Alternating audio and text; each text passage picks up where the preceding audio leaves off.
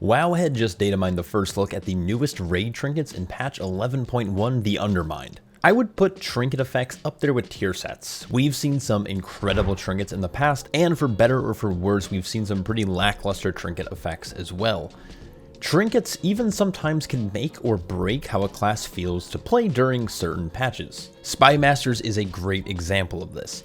In this video, we're going to briefly go over all these new data mined trinkets from the raid, and I'm going to give my first impressions. Per usual, anything data mined in a future patch has the potential to be tweaked or changed completely. With that in mind, let's break these down. Starting with universal trinkets, we have 3 items. Universal trinkets are generally classified basically to be able to be played by all roles and specs. So whether you're a Havoc Demon Hunter or a Holy Priest, you can most likely get your hands on this trinket. With that being said, generally they have a more underwhelming effect, but that's not always the case. First, we have House of Cards. This is a main stat stick trinket, and its effect reads, deal yourself in, granting you 6,000 to 8,000 mastery for 20 seconds, and stacking the deck.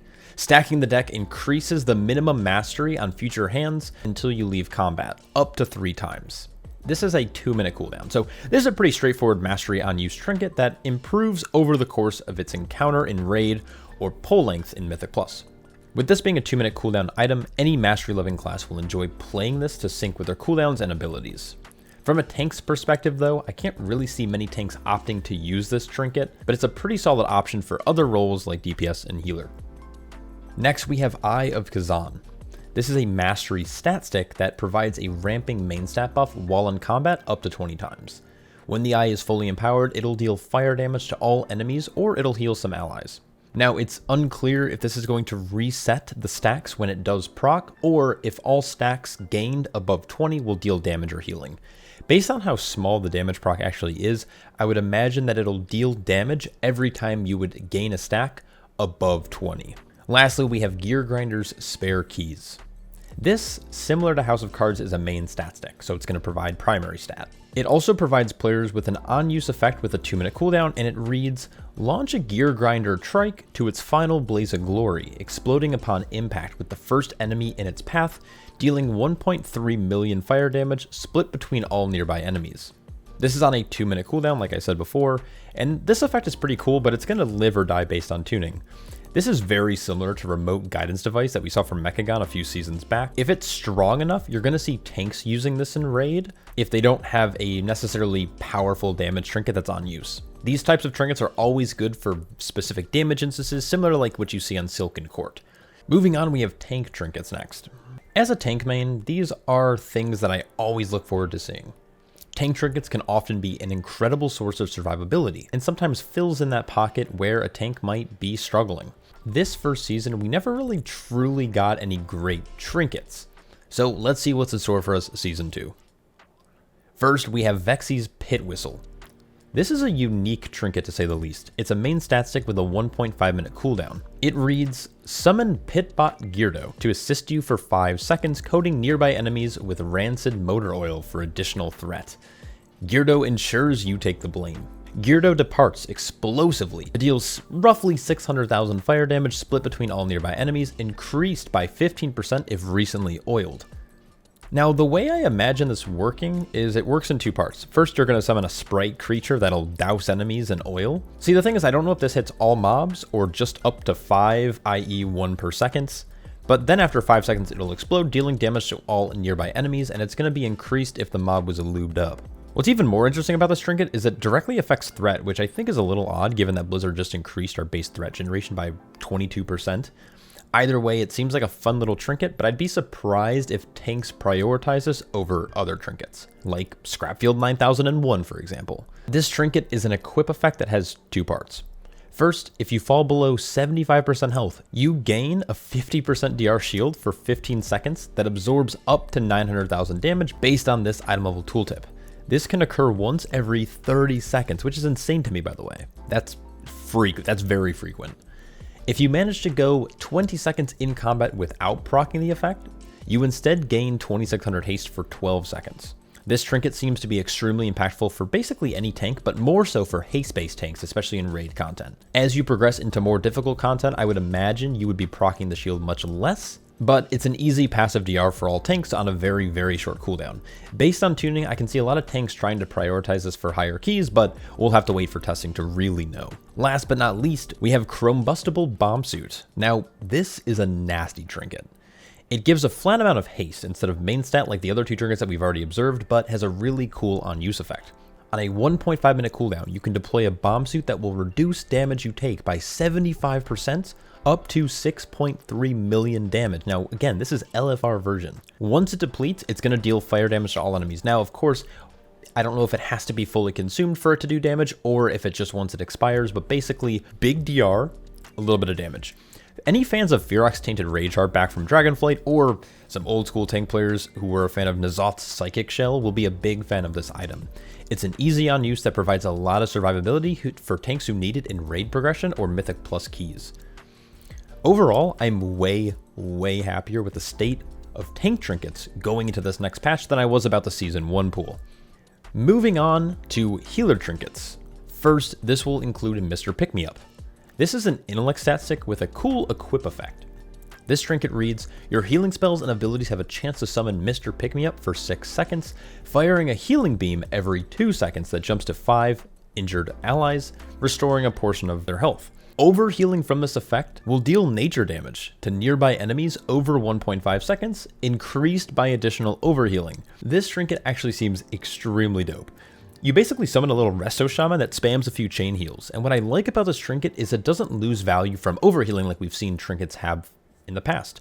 But instead, this adds to the healer's damage, which can be insanely useful in all sorts of scenarios. Now, of course, it's passive, but additional damage is great. The heal from this in Raid Finder version seems a little underwhelming, but that's just a simple tuning fix if that's the case. Now, there's two things that I would keep an eye out for is A, how often can this proc, and B, what's the range of the healing jump? Now, the other healer trinket is Galagio Bottle Service. This is a haste stat stick and it has an on-use effect. This effect reads, become the pinnacle of Galagio service excellence and dole out Kaja Cola Megalite to injured allies 10 times over 4 seconds, healing them for 380,000 and increasing their speed by 1400 for 5 seconds. The number of servings is increased by your haste. This is on a 1.5 minute cooldown. Now, the first thing I want to note about this trinket is the haste scaling. It reminds me of our current tier trinket from Silken Court for tanks called Swarmlord's Authority. Haste-based healers will most likely prefer this over others, but I'm no healing savant, so I'm not really sure, but I like where this trinket is going. I'd imagine that based on the way this reads, that it's a 4-second channel, making use of your abilities impossible without canceling that channel. If it does work this way, I'd imagine you'd treat this as its own cooldown instead of trying to combine it with other abilities. Now, this could have several strong uses in both Raid and Mythic Plus, but I'm interested to see what healers think about this. Taking a slight step back from the healing role, we have caster trinkets. Now, I'm no caster main, but I still want to take a look at these. Casters have access to Florendo's Pilot Light, which is a haste stat stick. The on-use effect is slightly odd being on a 3-minute cooldown, but it provides a massive 10,000 intellect increase for 15 seconds. Also, after casting 3 harmful spells, it'll deal 2.5 million damage to the primary target and cleave nearby enemies as well.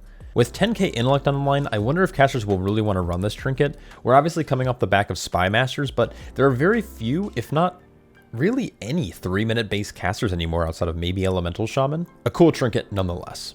Melee trinkets seem to be really fun this time around. We have one that is usable by both strength and agility users, and then we have one that's specific to either type respectively. First, Z's Thug Hotline. This trinket looks so fun. It's a main stat stick with a very cool effect.